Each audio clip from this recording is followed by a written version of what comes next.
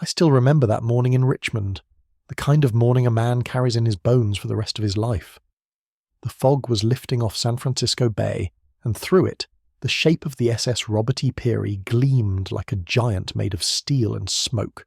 Sirens wailed, cranes groaned, and hundreds of men and women stood shoulder to shoulder along the pier. Sparks from the last weld still hung in the air like fireflies. When the ship finally slid down the greased ways and touched the water, the crowd erupted. Some shouted, some cried, and I just stood there 40 feet from the hull, my hands trembling because I still couldn't believe what we had done. My name is Clay Bedford, Chief Engineer for Henry J. Kaiser, and on that cold November morning in 1942, I watched a complete cargo ship, 41 feet long, 28,000 tons of American steel, reach the water only 4 days, 15 hours, and 29 minutes after we laid her keel. I had spent my life around machines and construction. Before Kaiser, I had built roads and dams, projects that took years of planning. In every shipyard I had ever visited, it took 6 months, sometimes 8, to build a vessel like this. Yet here we were, staring at a ship that had come together faster than anyone thought possible. People called it a miracle. To me it was proof that the impossible just needed new eyes to see it. All around me stood the faces of workers who only weeks earlier had been clerks, farmers, waitresses, and housewives. Their gloves were still new, their eyes wide with pride and disbelief. Not one of them had ever dreamed of building ships. And yet they had just launched one that would carry ammunition, tanks, and food across oceans at war. I remember thinking, if the old shipbuilders could see this, they'd call us mad. But it wasn't madness. It was America learning how to move faster than fear. As the SS Robert E. Peary drifted out toward the bay, the fog closed behind her like a curtain, and for a moment everything was quiet except the gulls. I took a breath that smelled of salt, oil, and hot steel, and I realized I was standing inside history. The question still echoed in my head. How did a crew of rookies and dreamers accomplish what 3,000 years of maritime wisdom said was impossible? Maybe it began long before that morning back in 1940, when Henry J. Kaiser, who had never built a single ship, signed a contract that changed everything. Let me tell you how it started. The first time I met Henry Kaiser was in late 1940, in a smoke-filled conference room in Washington. He stood at the head of the table, short, broad-shouldered, with eyes that looked like they'd already seen the future. He said he intended to build 30 cargo ships for the British within 2 years. The room went silent. Around that table sat men who had spent their lives building ships, men with calloused hands and salt in their veins. I remember one of them muttering under his breath, "He's never even built a rowboat." And it was true. Henry Kaiser had never built a single ship, didn't even own a shipyard. I looked at him and thought the same thing everyone else did. This man has lost his mind. Before that day, Kaiser was known for concrete and mountains, not steel and oceans. He had built highways through the desert, poured concrete for the Hoover Dam and the Grand Coulee, projects that turned wilderness into civilization. He knew how to move earth, redirect rivers, and make the impossible happen on dry land. But this was different. The ocean has a way of humbling men who think too big. When he finished his pitch, one of the older shipbuilders asked him, "What makes you think you can build ships faster than the yards that have done it for 100 years? Kaiser smiled and said something I'll never forget.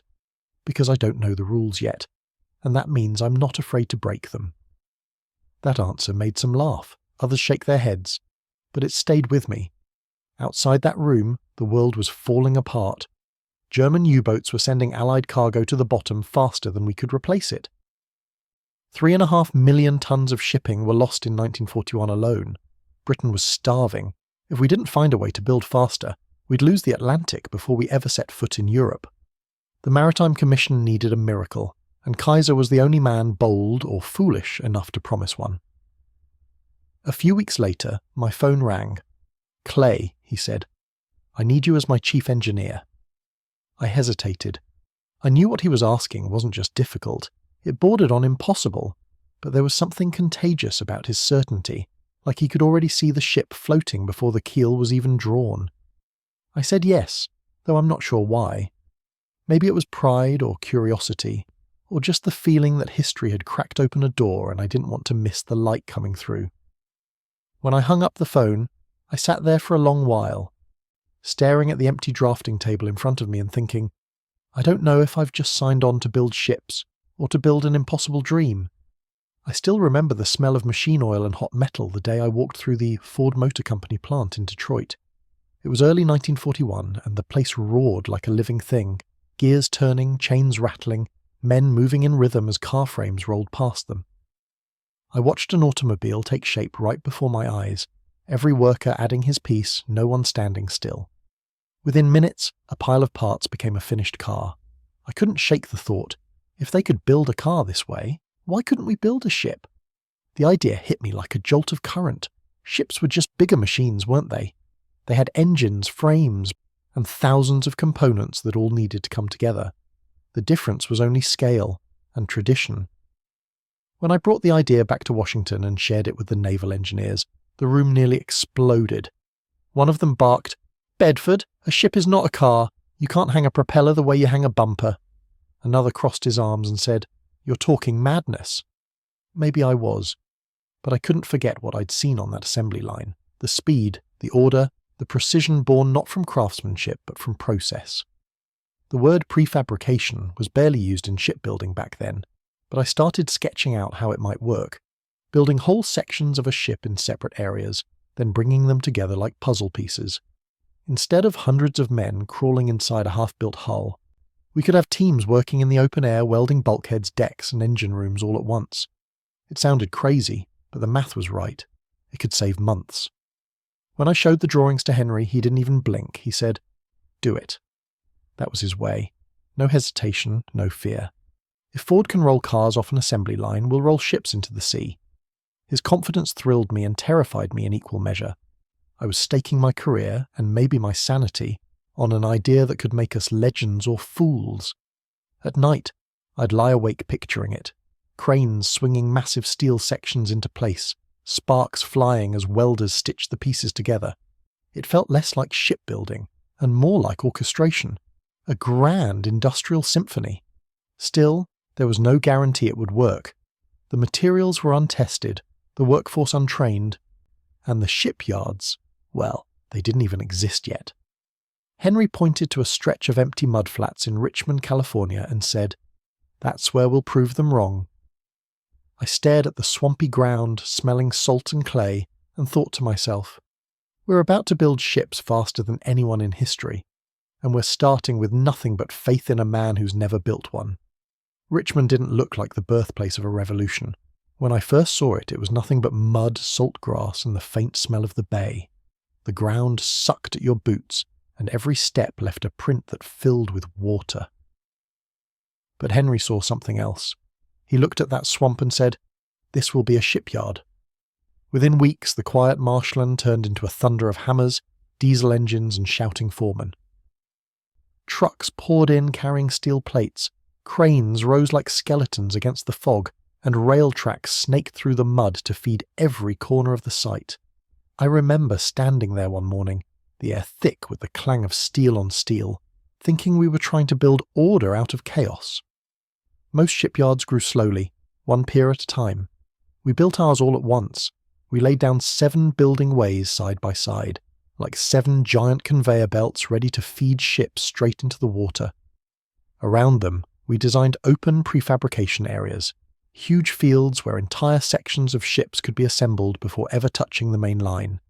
Every 100 feet stood a crane capable of lifting 150 tons, towering over workers who looked like ants beside them. Instead of long, narrow slips and delicate cranes like the traditional yards back east, ours looked like a machine built by a madman, or a genius. Some days, even I wasn't sure which. When John Riley, a veteran architect from Bethlehem Steel, came to inspect the yard in May of '41, he walked through the site shaking his head. Later he told me, Kaiser has violated every principle of efficient shipyard layout. I laughed and told him, "You're right, and that's why we'll beat you." He didn't know how to answer that. What we were doing broke every rule, but that was the point. The place looked more like a Ford plant than a shipyard. Rail spurs bringing steel from the mill straight to the welders, cranes moving whole decks instead of parts, workers training right beside their stations. We didn't just build a yard, we built a system. Every inch of Richmond was designed to move faster, think faster, and adapt faster. When I walked the site at night, floodlights washed everything silver. The cranes, the rails, the sparks from welders that painted the dark sky. You could smell the salt, the diesel, the sweat of thousands of people who had come here from every corner of America. None of us knew if it would work. We weren't sure if those cranes would lift what we promised, or if the ground would even hold under the weight. But that didn't matter. We weren't chasing certainty. We were chasing speed. We didn't yet know we were building something great. All we knew was that we were doing something no one else had ever dared to try. When the last cranes finally stood upright and the rails were laid across the mud, I thought the hardest part was behind us. I was wrong. A shipyard without shipbuilders was just a skeleton of steel and concrete. We had built the bones, but now we needed the heart. That's when the posters went up all over California. America needs shipbuilders, no experience required. Within days they began to arrive, and they came from everywhere. I still remember that first hiring drive in the summer of '41, lines stretching around the block, men in overalls, women in Sunday dresses, farmers, waitresses, clerks, even kids barely out of high school. Most had never touched steel before, but they showed up anyway, ready to learn. They stepped off buses carrying lunch pails and nervous hope, staring at cranes that reached into the fog. Richmond was still raw then, half shipyard, half construction site. But Henry didn't want experts. He wanted ordinary people who believed they could do the impossible if someone gave them the chance. Within days, we turned empty warehouses into classrooms. Instructors stood at benches showing new recruits how to strike an arc, how to hold a torch steady, how to listen to the hiss of molten steel. The training didn't last long, 2 weeks at most. We couldn't afford years of apprenticeship. Each worker learned one task, one motion, and repeated it until it became second nature. Some welded nothing but vertical seams, others only deck plates or bulkheads. They didn't need to know everything, just their part, done perfectly. The first few days were rough. Torches sputtered, welds cracked, and I wondered if we had pushed too far. But then the rhythm began. Sparks flew in smoother arcs, welds tightened, lines moved faster. I'll never forget the day a young fellow named Bill from Oklahoma finished his 100th weld in a single shift. He tossed his gloves down, grinning through the grime, and said, "Guess I'm getting the hang of it, sir." By the end of that week, dozens more matched him. Pride spread through the yard like fire through dry grass. The air was thick with smoke and the sharp tang of hot steel, but the spirit was electric, laughing, shouting, working. They came early, stayed late, and pushed each other harder every day. From my office window I could see 100 torches flickering across the yard like stars fallen to earth. And that's when I understood. The miracle wasn't the cranes or the machines or even the ships. It was these people. Men and women who'd never held a wrench were now shaping steel that would carry freedom across oceans. I used to think engineering was about numbers and design. But that summer, under the glow of orange fire, I realized the truth. The extraordinary doesn't come from men like me. It comes from them. By the summer of '42, the West Coast shipyards had turned into something no one expected. A racetrack made of steel. What started as production targets soon became a contest of pride between two cities, Richmond, California, and Portland, Oregon. Henry's son, Edgar Kaiser, managed the Oregon yards, and I oversaw Richmond. We were both too stubborn to lose. Newspapers began printing ship completion times like baseball scores. Portland 10 days, Richmond 9. They called it the Liberty Ship Derby. Men bet cups of coffee on which yard would finish first. Women in the cafeteria hung banners cheering for their teams. Every launch drew crowds, photographers, and brass bands. The air along the Pacific smelled like salt, sweat, and competition. We weren't just fighting deadlines anymore, we were chasing each other. The challenge started as a joke. One afternoon, the phone on my desk rang. It was Edgar.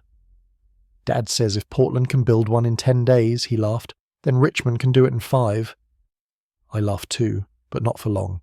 Henry didn't make idle remarks. The man could turn a joke into an order in a heartbeat. Within an hour, my foremen were gathered around the drafting table, already arguing over shift schedules, welding crews, and prefabrication flow. What had been friendly rivalry was now a full-blown race. Every man in the yard felt it.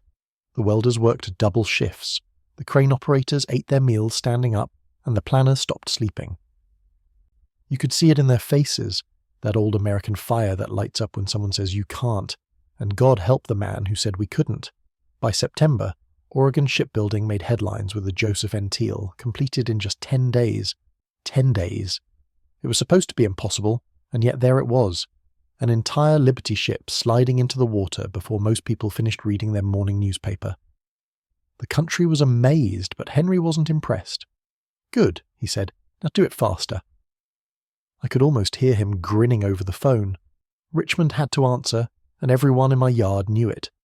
The cranes swung faster, the welders burned hotter, and the night sky glowed red from the sparks. We weren't competing for glory or bonuses. We were competing with ourselves, with the limits we thought we had. When the shift whistles blew, no one stopped. Men and women ran between sections, shouting times, counting hours. You could feel the heartbeat of the whole yard pounding in unison. The newspapers called it madness. We called it motivation. That rivalry, half challenge, half dare, would lead us straight into the moment none of us would ever forget. The day we tried to build a complete ship in less than 5 days. November the 8th, 1942. That night is carved into my memory like weld lines in steel. Richmond Yard. Number 2 looked more like a battlefield than a shipyard. Floodlights turned night into day, cranes swung like clock hands, and over 1,000 men and women worked in shifts that never stopped. 3 teams, 8 hours each, 24 hours a day, no breaks except for coffee and courage. Every section of the ship had already been prefabricated: the bow, the stern, the cargo holds, even the engine room. We were about to attempt something no one in maritime history had ever done: to build an entire Liberty ship in less than 5 days. Henry called it a demonstration. I called it madness. The ship was to be named SS Robert E. Peary, and as chief engineer, I knew one mistake could destroy the entire thing. If a weld failed, if a section misaligned, the hull could twist and crack under its own weight. For 4 days straight, sparks flew like meteors across the yard. The air burned with the smell of steel, sweat and salt. The bow section, already fitted with anchors and crew quarters, was lowered into place first. The stern came next, heavy with its 140-ton Joshua Hendy steam engine, already mounted and tested. Cranes moved with surgical precision, lowering each piece as welders sealed seams before the next section arrived. The noise never stopped.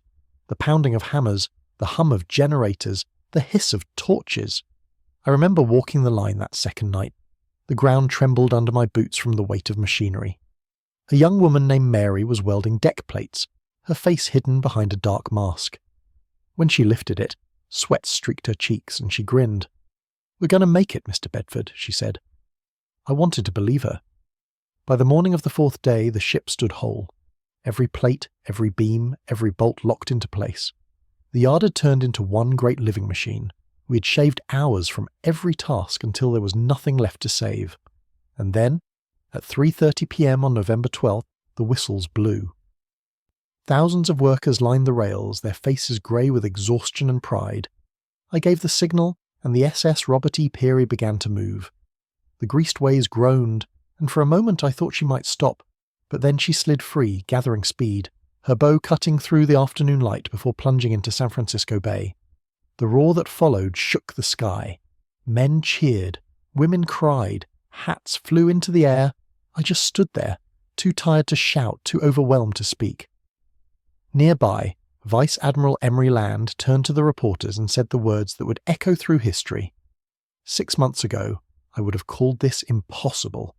Today, Henry Kaiser has made 3,000 years of shipbuilding tradition obsolete. In the weeks after the Robert E. Peary launched, something strange began to happen. The same men who had once laughed at us, the shipyard veterans, the old-line builders from the East Coast, started arriving in Richmond with notebooks in their hands. They walked the yard quietly, taking measurements, sketching layouts, and asking questions they would have mocked a year earlier. The New York Shipbuilding Corporation, one of the proudest names in American industry, sent a delegation. Their president wrote later in a confidential report, "Kaiser has achieved what our industry considered impossible by refusing to accept our limitations." When I read that line, I realized the revolution was complete. The skeptics had bowed their heads. Within months, the Maritime Commission ordered all major yards to adopt prefabrication and parallel assembly. 18 shipyards across the United States rebuilt their production systems. And by mid-1943, America was launching 3 Liberty ships every day. The average build time fell to just 42 days. For the first time, we were building ships faster than the enemy could sink them. But what struck me most wasn't just the numbers, it was the people. The revolution in steel had become a revolution in society. In my yard alone, tens of thousands of women worked the lines, welders, fitters, crane operators, doing jobs that before the war no one would have let them near. Many came straight from kitchens, schools or farms, and within weeks they were climbing scaffolds 100 feet high, faces lit by the glow of molten metal. And then there were the African American crews, men and women who had been told all their lives that skilled work wasn't for them, now running cranes, inspecting welds, leading teams. I remember one morning walking past Dock 3. A black woman named Lena, barely 5 feet tall, sat in the cab of a 150-ton crane, moving a massive deck section into place with a surgeon's precision. The sun hit the steel just right, and for a moment it looked like she was lifting the world. I stopped and thought, this is what change looks like. We had started out trying to win a war of production, but along the way we built something larger, a belief that anyone, given a chance, could master the impossible. Richmond wasn't just turning out ships, it was turning out a new kind of America. The hum of welders and the rattle of steel had become the sound of equality being forged one spark at a time. By 1944, our 7 Kaiser yards had produced over 800 ships, and the rest of the nation followed our lead. The yards that once called us fools now called us teachers. Looking out over the bay one evening, I realized that the ships were only part of the story. What mattered most were the people who built them, and the world they had quietly changed in the process. When the war ended, Richmond grew quiet. The cranes stopped moving, the torches went dark, and the yard that once roared like thunder became still. Where 100,000 men and women had once worked through the night, there was only the sound of wind and gulls. The last Liberty ship left the ways in September of 1945, and within months the yard was empty. But what we built there didn't vanish. The methods we forged in the fire of war spread across the world.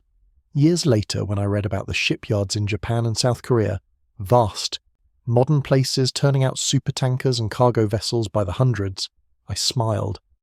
They had studied Richmond. They had taken Henry Kaiser's ideas of prefabrication, modular construction, and parallel assembly and turned them into the backbone of modern shipbuilding. The legacy of our 4-day ship lived on in every vessel launched in Ulsan, Nagasaki and beyond. And Henry himself didn't stop building.